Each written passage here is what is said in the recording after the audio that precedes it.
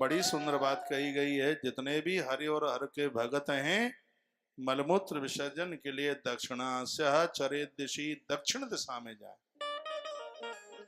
शिव पुराण में एक बड़ी सुंदर बात कही है।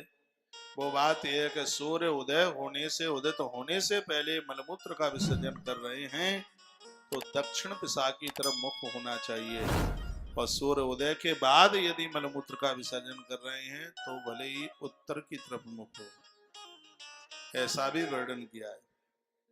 एकांते तो विदम कुर्यान् मलोत्सर्गस्य तत्श्रुतम् तदैव कथयाम्यश्च शृणुवाद्या मनो मुने। ये बात मैंने पूर्व में भी बोली है कि मलमूत्र विसर्जन के लिए नहीं कोई जाता, और वैसे ही नहा करके पूजा में बैठ जाता है, उनको कितना भी परसेंट कोई भी उस पूजा पाठ का कोई फल नहीं मिलता, कोई भी पुण्य नहीं मिलता। बिना नहाए हुए कोई स्तोत्र ना करे, बिना नहाए हुए माला पकड़ करके किसी भी प्रकार की जपता ना करें, कोई जप ना करें। बोला गया है कि साबुन 20 बार लगा लो, जब तक मिट्टी हाथों में नहीं लगाओगे तब तक शुद्धता नहीं मिलेगी। सुंदर वर्णन किया, शुद्धामृतम ध्वजो लिप्याया पंचवारम विशुद्ध। सुन लो, ब्राह्मण 5 बार मिट्टी लगाएं। ये मत कहना कि तुम पागल हो गए हो। मैं पागल नहीं हूं, कपड़ा नहीं फाड़ रहा हूं।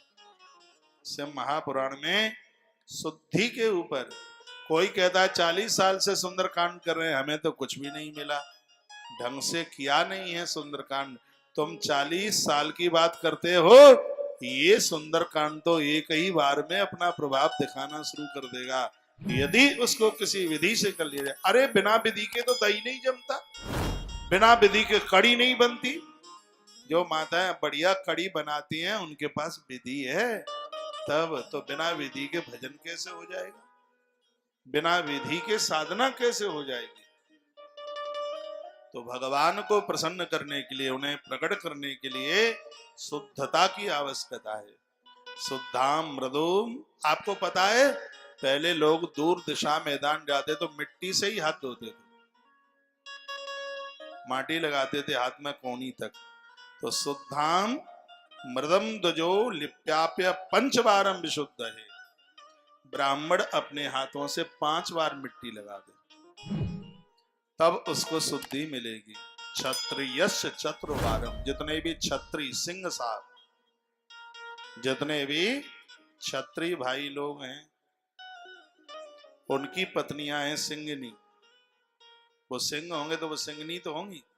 जितनी भी मेरी शेरनी बहनें क्षत्रियाणी, जितने भी शेर भाई लोग हैं सिंह, तो वर्ण है चतुर्वारम क्षत्रिय अंशः। आपको 4 बार हाथों में मिट्टी लगानी। शेरनी बहनें कथा सुन रही होंगी टीवी में, हाँ मैसेज में आ रहा है, हम सुन रहे। लिखा है कि हम चौहान हैं, धन्यवाद, हम तोमर हैं और धन्यवाद। लिखते रहिए, भेजते रहिए। तो उनके लिए 4 बार क्षत्रियस्य चतुर्वारम, 4 बार मिट्टी लगाएं। और पर्व के समय पर तो जरूर लगाएं। एकादशी है, प्रदोष है, जो भी कोई आप व्रत करते हैं, भले ही बाथरूम की मोरी बंद हो जाए, छत पर चढ़ करके वहां जाकर के हाथों से मिट्टी लगाएं, मिट्टी लगाएं। मिट्टी ना मिलती हो तो बिहारी जी के दर्शन करके लौटे तो हाईवे की तरफ जाओगे तो दुनिया भर के खेत मिलेंगे। आप अपनी गाड़ी सड़क पर खड़ी कर लेना, 2-4 किलो मिट्टी रख लेना गाड़ी में, क्या है, हाँ फिर खत्म हो जाए, फिर वृंदावन आओ तो फिर ले जाना, लेकिन हाथ में मिट्टी जरूर लगाइए। और यह मेरा वायदा है कि तुम सबके हाथों से मिट्टी लिपड़वा करके ही रहूंगा। महीने में नहीं तो 2 महीने में, 2 महीने में नहीं तो 6 महीने में, पर्व के समय पर आप सबके हाथ में मिट्टी लगवानी है। क्योंकि इसमें स्वयं नंदी जी कथा सुना रहे हैं। कहा कि हाथ में जब तक मिट्टी ना लगाई जाए तब तक साधक को शुद्धि नहीं मिलती, उसको शुद्धता नहीं मिलती। ब्राह्मण को 5 बार हाथ में मिट्टी, क्षत्रिय को 4 बार, और वैश्योवार त्रियम तथा। वैश्य को जैसे जैसे ये आगे बढ़ते जा रहे हैं, इनको कंसेशन छूट प्रदानित की जा रही है। परमात्मा के दरबार में भी छूट, हाँ, जितना भजन ब्राह्मण को करना पड़ेगा क्षत्रिय को उससे कम में काम चल जाएगा, वैश्य को और उससे कम में काम चल जाएगा। लिखा है कि वैश्य वार त्रियम तथा। तो वैश्य की गृहिणियां मेरी बहनें कथा सुन रही हो, अग्रवाल लोग, गुप्ता लोग,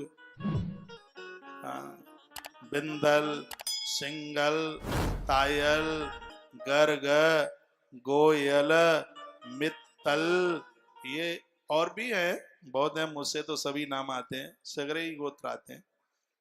तो उसमें काली धोरी पीरी कोई भी हो, मिट्टी हो हाथ में।